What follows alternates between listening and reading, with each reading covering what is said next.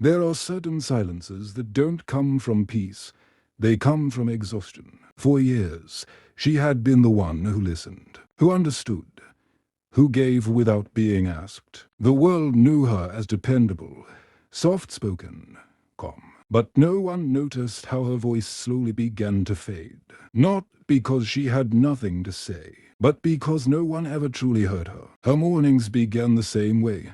The sound of the kettle, the soft hum of the refrigerator, the faint light seeping through curtains that hadn't been changed in years. Life had become a routine of quiet survival. She smiled when expected, responded when necessary, and lived in a rhythm that required nothing from the world except to be left alone. But lately, the quiet felt heavier. It wasn't peaceful anymore. It was hollow, like walking through a fog that never lifted. She couldn't remember the last time someone asked how she really felt. People assumed she was fine, because she always looked composed. They didn't see the moments when her hands trembled slightly while making tea, or how she stood by the window for too long, searching for something unnamed. Loneliness has a strange way of disguising itself. Sometimes it hides behind productivity, keeping busy to avoid the ache. Sometimes it wears politeness,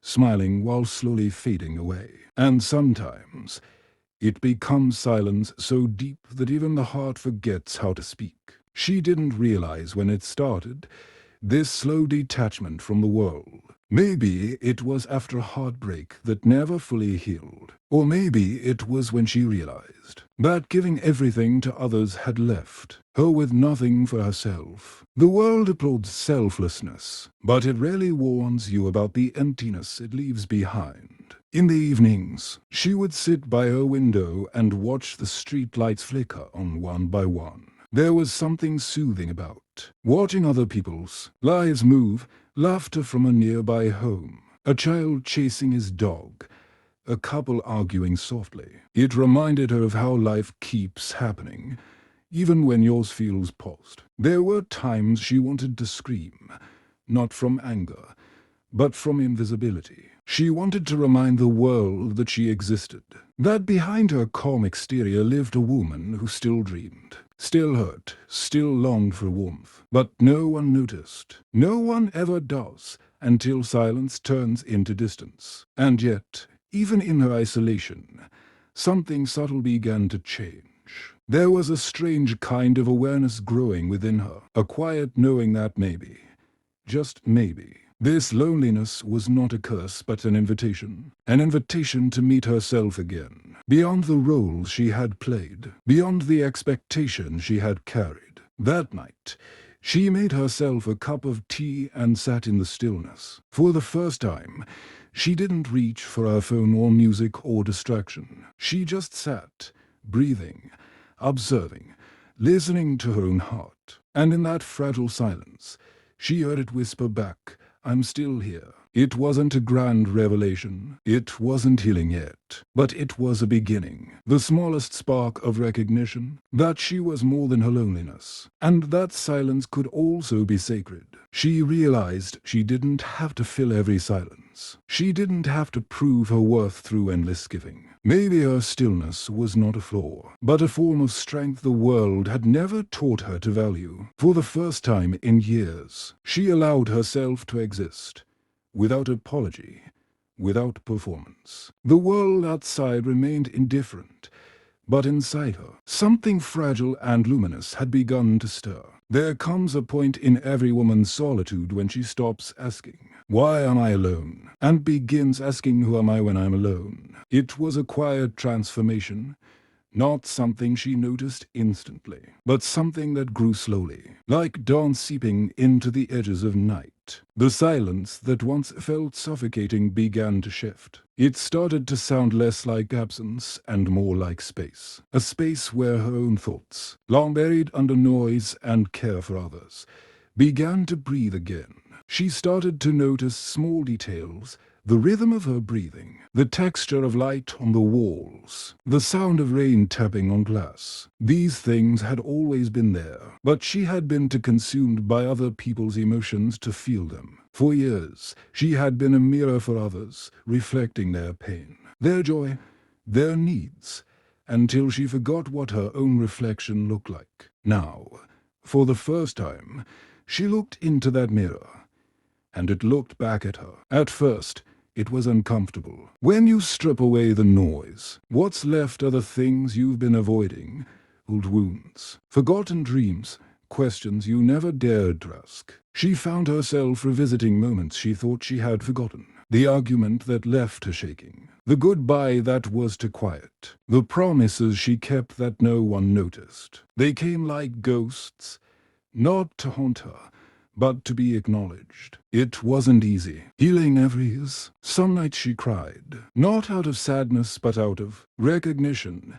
the realization that she had spent years being strong for everyone but herself. There's a strange relief in finally letting go of that armor, in admitting that even the strongest hearts need rest. One evening, she took out an old notebook, its pages yellowed, the handwriting uneven. Inside were fragments of her younger self, dreams written in blue ink, poems she never shared, letters she never sent. Reading them felt like meeting someone she used to love but lost along the way. That girl had been fearless, curious, full of color, and she wondered, when did I start dimming her light to make others comfortable? Slowly, she began to reconnect with that forgotten self. She started painting again, not for praise, but for peace. She cooked meals for herself with the same care she once reserved for others. She took long walks without needing a destination. There was something deeply sacred about living gently, about giving herself the tenderness she had always given away. Loneliness, she realized, was not an enemy. It was a mirror showing her everything she had neglected. It was a pause that allowed her to see her life, not as a collection of responsibilities, but as a journey of becoming. She began to understand that the love she had been searching for was not missing. It had simply been waiting for her to turn inward. The same strength she had offered to others had been hers all along, buried beneath exhaustion and quiet despair. And so, her evenings changed. Instead of watching the world move outside her window, she began to write again.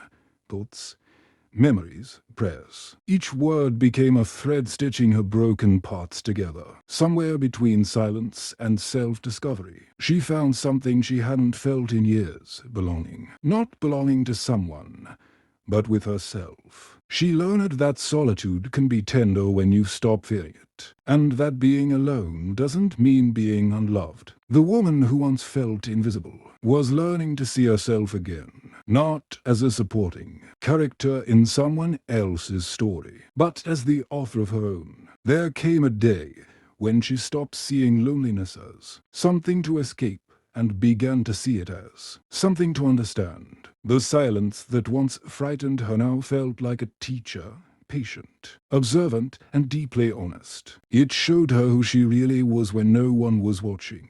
It stripped away every false smile, every forced yes, every layer of performance she had worn for acceptance. For the first time, she began to notice her own strength.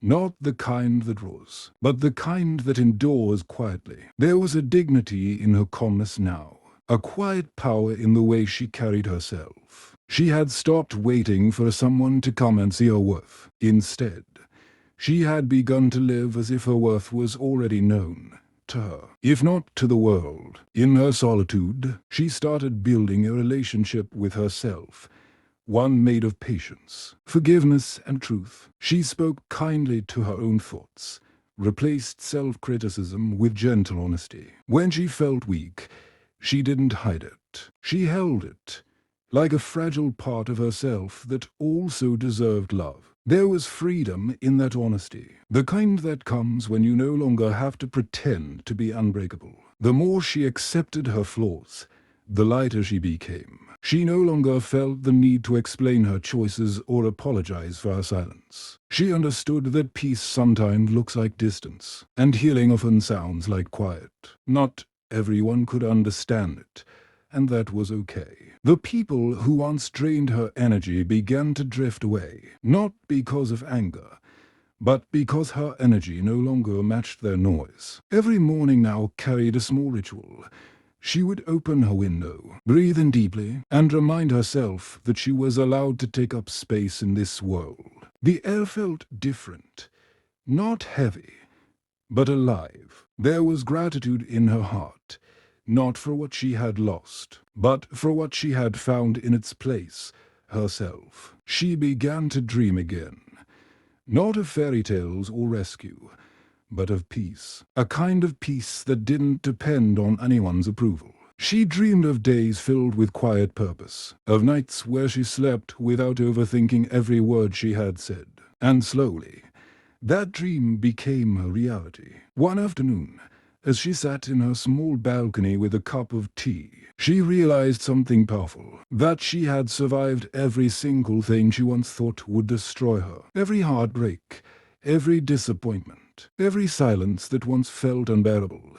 She had carried it all, and still, she was here. That realization didn't make her proud. It made her gentle. Strength, she now understood, wasn't about control or toughness. It was about softness that refused to break. It was about standing alone without bitterness, loving without possession, and finding beauty even in endings. She started to write letters she would never send, to people who hurt her, to the woman she once was, and to the woman she was becoming. In each letter, there was forgiveness, not because they deserved it, but because she deserved peace. There were still moments of sadness, of course. Healing doesn't erase emotion, it transforms it. But now, when loneliness visited her, she welcomed it like an old friend who had taught her too much to be feared. She would sit with it, listen, and then let it go, gently,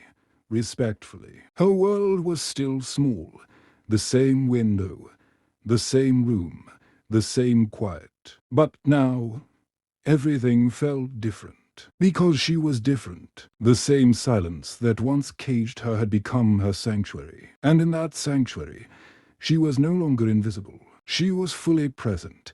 A woman reborn not through applause or validation, but through the quiet decision to love herself anyway. By now, her silence had changed its shape.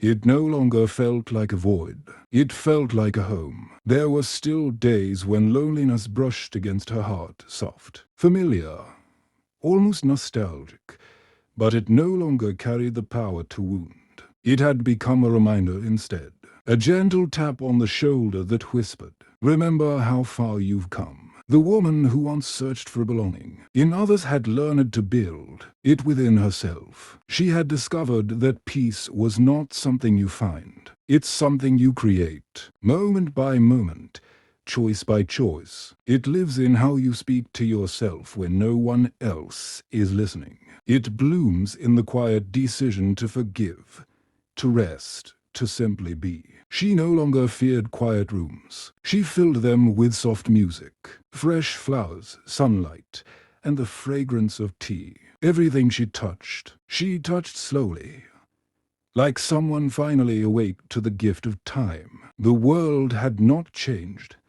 but her perception of it had. Every sound felt deeper, every color warmer, every breath more sacred. One morning, as she walked barefoot across her living room, sunlight scattered across the floor like spilled gold. She paused, smiled, and whispered a truth that once would have sounded impossible. "I'm happy, not because life was perfect. It wasn't. Not because she had everything she once wanted. She didn't.